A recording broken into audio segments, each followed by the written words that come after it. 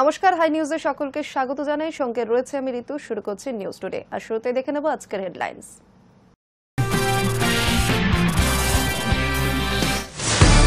SIR হোক গোটা দেশে, তার আগে ভেঙে দেওয়া হোক লোকসভা। কলকাতা থেকে দিল্লি যাওয়ার আগে বললেন অভিষেক ব্যানার্জি। ভুলে ভরা ভোটার তালিকা অনুযায়ী হওয়া লোকসভা ভোট বাতিল করার দাবি অভিষেকের। জগন্নাথ ধামের পর রাজ্যে দুর্গা অঙ্গন। 21শে জুলাইয়ের মঞ্চ থেকে দুর্গা অঙ্গন তৈরির পরিকল্পনার কথা ঘোষণা করেছিলেন মুখ্যমন্ত্রী মমতা বন্দ্যোপাধ্যায়। সেই সিদ্ধান্তে শিলমোহর দিল মন্ত্রিসভা। ইতিমধ্যেই রাজ্যে 81,000 বুথের মধ্যে 65,000 বুথে কমিটি গঠন করা হয়েছে। বুথ সশক্তিকরণ কর্মশালায় জানালো বিজেপির রাজ্য নেতৃত্ব। 50,000 বুথ কমিটি যাচাইয়ের প্রক্রিয়া শেষ হলেও 15,000 বুথ কমিটিতে এখনো ভেরিফিকেশন বাকি। ইউক্রেন প্রেসিডেন্ট ভ্লাদিমির জেলেনস্কির সঙ্গে টেলিফোনে কথা নরেন্দ্র মোদী। রাশিয়া ইউক্রেন যুদ্ধ থামানোর উদ্যোগ ভারতের প্রধানমন্ত্রী। রাশিয়ার বিরুদ্ধে চলমান যুদ্ধ দ্রুত এবং শান্তিপূর্ণভাবে শেষ করার প্রয়োজনীয়তার কথা তুলে ধরেন প্রধানমন্ত্রী। বুধবার উত্তর পশ্চিম এবং মধ্য বঙ্গোপসাগরে নতুন করে একটি নিম্নচাপ তৈরির আশঙ্কা রয়েছে। তার জেরে বুধবারের পর থেকেই ফের ঝড় বৃষ্টি বাড়তে পারে দক্ষিণের জেলাগুলিতে। ক্ষমতায় আসার পর থেকে বিভিন্ন মন্তব্য যেমন করে চলেছেন ট্রাম্প, তেমনি চাপিয়ে চলেছেন শুল্ক। ইতিমধ্যে ভারতের উপর 50% শুল্ক চাপিয়েছে ট্রাম্পের সরকার। এবার রাশিয়ার তেলের জন্য ভারতের উপর 50% শুল্ক নিয়ে মন্তব্য ট্রাম্পের।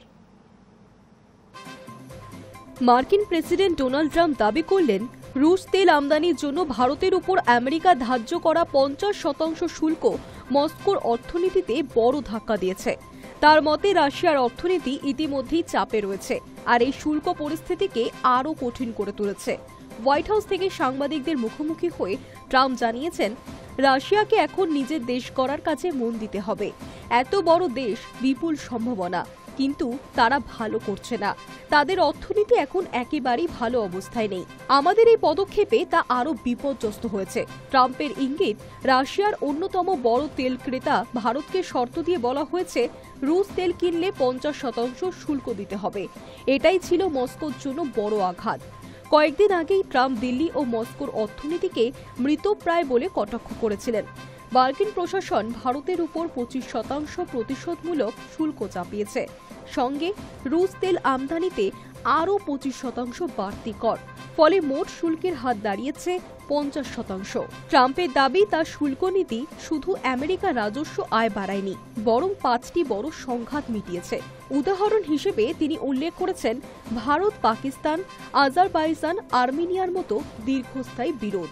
তিনি জানিয়েছেন, শুল্ক আমাদের শুধু টাকা দেয় না, শত্রুদের উপরও বিরাট প্রভাব ফেলে। রাশিয়ার সঙ্গে স্বাভাবিক বাণিজ্য সম্পর্কের সম্ভাবনা নিয়ে প্রশ্নের উত্তরে ট্রাম্প জানান, মস্কো যদি যুদ্ধের পথ ছেড়ে ব্যবসায় মন দেয়, তবেই সম্পর্ক উন্নতির সুযোগ থাকবে। রাশিয়ার কাছে মূল্যবান জমি আছে। যদি পুতিন ব্যবসায় মন দেন, যুদ্ধ নয়, তাহলে সব সম্ভব, মন্তব্য তার। রাশিয়া ইউক্রেন যুদ্ধ নিয়ে ট্রাম্প জানিয়েছেন, খুব শীঘ্রই পুতিনের সঙ্গে বৈঠক হবে। বৈঠকে প্রথম 2 মিনিটেই বুঝে যাব শান্তি চুক্তি সম্ভব কিনা। Hi News Network. যুদ্ধ নয়, শান্তি চাই, পুতিনের সঙ্গে বৈঠক নিয়ে নিজের ভাবনার কথা জানালেন ট্রাম্প। লোকালের না জেলেনস্কির উপর অসন্তোষ। ডোনাল্ড ট্রাম্প আশাবাদী, পরের বৈঠক হয় জেলেনস্কির সঙ্গে বা জেলেনস্কি পুতিন দুজনের সঙ্গেই হবে। মার্কিন প্রেসিডেন্ট বলেন, যদি তাদের আমাকে প্রয়োজন হয়, অবশ্যই আমি থাকব। যুদ্ধ শেষ করাই লক্ষ্য। আগামী 15ই আগস্ট রাশিয়ার প্রেসিডেন্ট ভ্লাদিমির পুতিনের সঙ্গে গঠনমূলক বৈঠকের আশা করছেন মার্কিন প্রেসিডেন্ট ডোনাল্ড ট্রাম্প। শুধু তাই নয়, আলাস্কায় পুতিনের সঙ্গে বৈঠকের পর ইউক্রেনের প্রেসিডেন্ট ভ্লাদিমির জেলেনস্কির সঙ্গেও কথা বলার ইচ্ছা প্রকাশ করলেন তিনি। তবে তার উপর যে তিনি সন্তুষ্ট নন, তাও জানালেন ট্রাম্প। সোমবার হোয়াইট হাউসে এক সাংবাদিক বৈঠকে পুতিনের সঙ্গে বৈঠক নিয়ে জানতে চাওয়া হয় ট্রাম্পের কাছে। প্রসঙ্গ উঠতেই মার্কিন প্রেসিডেন্ট বলেন, আমি ভ্লাদিমির পুতিনকে বলতে যাচ্ছি যে আমাদের এই যুদ্ধ শেষ করতে হবে। উনিও আমার সঙ্গে কোনো সংঘাতে জড়াতে যাচ্ছেন না। ট্রাম্প এও জানান, পুতিনের সঙ্গে বৈঠকের পর জেলেনস্কির এবং অন্য ইউরোপীয় নেতাদের সঙ্গেও যোগাযোগ করতে পারেন। ট্রাম্পের কথায়, মনে হয় ওদের অর্থাৎ ইউরোপীয় নেতার সকলের সঙ্গেই আমার একটা দারুণ সম্পর্ক রয়েছে।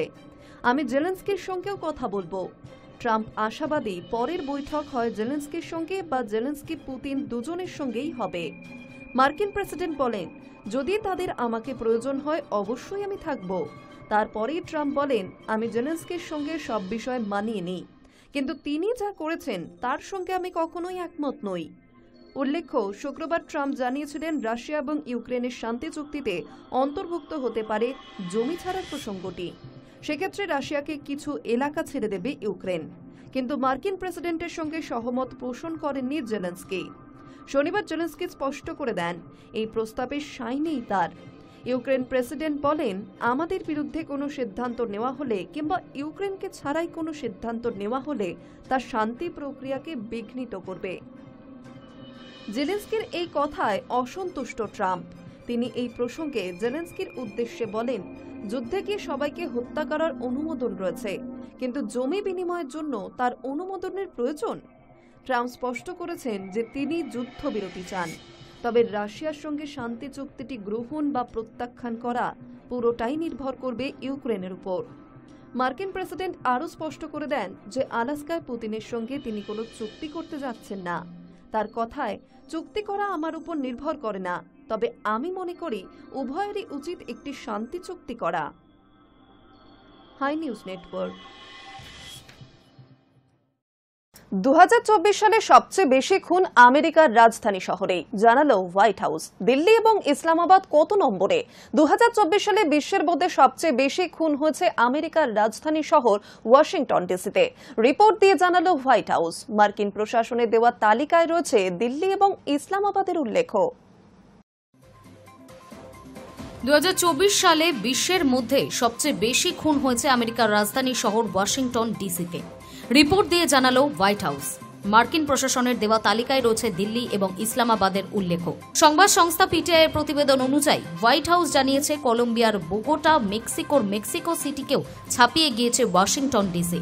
সেখানে প্রতি 1 লক্ষ জনসংখ্যার মধ্যে 27.54 জন খুন হয়েছেন 2024 সালে। সেই জায়গায় দাঁড়িয়েছে বোগোটায় খুনের ঘটনার হার 15.1, মেক্সিকো সিটিতে 10.6। চতুর্থ নম্বরে রয়েছে ইসলামাবাদ, সেখানে খুনের ঘটনার হার 9.2। ভারতের নয়াদিল্লি 7 নম্বরে, প্যারিস 6 নম্বরে এবং লন্ডন 8 নম্বরে। ঘটনাচক্রে এই রিপোর্ট প্রকাশ্যে আসার পরেই ওয়াশিংটন ডিসিতে ন্যাশনাল গার্ড মোতায়েনের সিদ্ধান্ত নিয়েছেন মার্কিন প্রেসিডেন্ট ডোনাল্ড ট্রাম্প।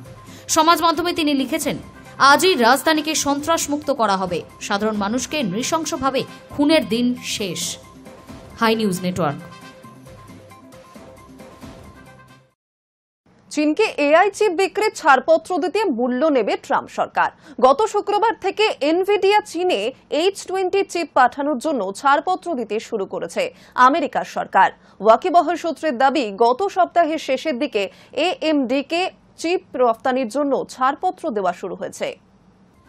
চীনের কাছে কৃত্রিম মেধা নির্ভর চিপ বিক্রি করতে দেওয়ার জন্য 2 মার্কিন সংস্থা থেকে অর্থ নেবে আমেরিকার প্রেসিডেন্ট ডোনাল্ড ট্রাম্পের প্রশাসন। মার্কিন সংবাদ মাধ্যম ওয়াল স্ট্রিট জার্নাল অনুসারে এনভিডিয়া এবং অ্যাডভান্সড মাইক্রো ডিভাইসেস 2 সংস্থার সঙ্গে এমন চুক্তি হয়েছে ট্রাম্প সরকারের। চীনে এআই চিপ বিক্রি করে যা লাভ হবে তার 15% ট্রাম্প প্রশাসনকে দেবে তারা। ঘটনা পরম্পরা সম্পর্কে ওয়াকিবহল সূত্র মারফত এই প্রতিবেদনে বলা হচ্ছে, H20 এআই চিপ চীনে রপ্তানি করার ছাড়পত্র দেওয়ার জন্য এনভিডিয়ার সঙ্গে একটি চুক্তি করছে ট্রাম্প প্রশাসন। চুক্তির আওতায় চীনে ওই চিপ বিক্রি করে সংস্থা যা লাভ করবে তার 15% পাবে মার্কিন প্রশাসন। অনুমান করা হচ্ছে এর থেকে কোটি কোটি ডলার আয় করতে পারে ট্রাম্প সরকার। ওই সূত্রের দাবি, অপর মার্কিন সংস্থা AMD-কেও MI308 চিপ চীনে বিক্রি করার ছাড়পত্র দিতে একই রকমের শর্ত চাপানো হয়েছে। 2 সংস্থাই এই শর্তে রাজি হয়েছে বলে জানিয়েছে ওয়াল স্ট্রিট জার্নাল। যদিও চুক্তির বিষয়ে বিস্তারিত তথ্য এখনো প্রকাশ্যে আসেনি। গত শুক্রবার থেকে এনভিডিয়াকে চীনে H20 চিপ পাঠানোর জন্য ছাড়পত্র দিতে শুরু করেছে আমেরিকার সরকার। ওয়াকিবহল সূত্রের দাবি, গত সপ্তাহের শেষের দিকে AMD-কেও চিপ রপ্তানির জন্য ছাড়পত্র দেওয়া শুরু হয়েছে। বস্তুত আমেরিকা এবং চীনের মধ্যে শুল্ক যুদ্ধের আবহে গত এপ্রিল থেকে H20 এবং MI308 চিপ রপ্তানি বন্ধ করে দেওয়া হয়েছিল। এনভিডিয়া সিইও জেনসেন হুয়াং তখন থেকেই 2 দেশের আধিকারিকদের সঙ্গে আলোচনা শুরু করেছিলেন। ঘটনাচক্রে রবিবারই এনভিডিয়া এক বিবৃতিতে জানিয়েছে, আন্তর্জাতিক বাজারে ব্যবসার জন্য তারা আমেরিকার সরকারি বিধি মেনেই চলে। গত কয়েক মাস ধরে চীনে H20 চিপ যে রপ্তানি হয়নি সে কথাও বিবৃতিতে জানিয়েছে ওই সংস্থা। তারা আশা করছে নতুন রপ্তানি বিধি চীন তথা বিশ্বব্যাপী প্রতিযোগিতা করার পথ খুলে দেবে আমেরিকাকে। বস্তুত গত সপ্তাহেই আমেরিকার প্রেসিডেন্ট ট্রাম্পের সঙ্গে বৈঠক হয় এনভিডিয়া সিইও। ওই বৈঠকের পরে রাজস্ব চুক্তির বিষয়টি প্রকাশ্যে আসে। রপ্তানির ছাড়পত্র দেওয়ার জন্য কোনো সংস্থা থেকে মূল্য নেওয়ার ঘটনা আমেরিকায় সচরাচর দেখা যায় না। ট্রাম্প সরকারের এই সিদ্ধান্তে সমালোচনাও শুরু হয়েছে। আমেরিকার জাতীয় নিরাপত্তা নিয়ে উদ্বিগ্ন একাংশের আশঙ্কা, এই ছাড়পত্রের ফলে কৃত্রিম মেধা এবং সামরিক শক্তির দিক থেকে চীন আরও বেশি প্রযুক্তি সমৃদ্ধ হয়ে উঠতে পারে। যদিও এনভিডিয়ার দাবি, আমেরিকার প্রতিপক্ষ দেশগুলির কাছে তারা খুব বেশি পরিমাণে চিপ বিক্রি করে না। আবার মার্কিন আধিকারিক সূত্রে ওই প্রতিবেদনে বলা হচ্ছে H20 বিশ্বের সেরা চিপগুলির মধ্যে অন্যতম নয়, বরং চীনা সংস্থা হুয়াইয়ের প্রতিপক্ষ হিসেবে বিশ্ববাজারে এনভিডিয়াকে তুলে ধরতে চাইছে আমেরিকার সরকার। High News network. এখন সময় একটা ছোট বিরতির, ফিরে আসছে বিরতির পর।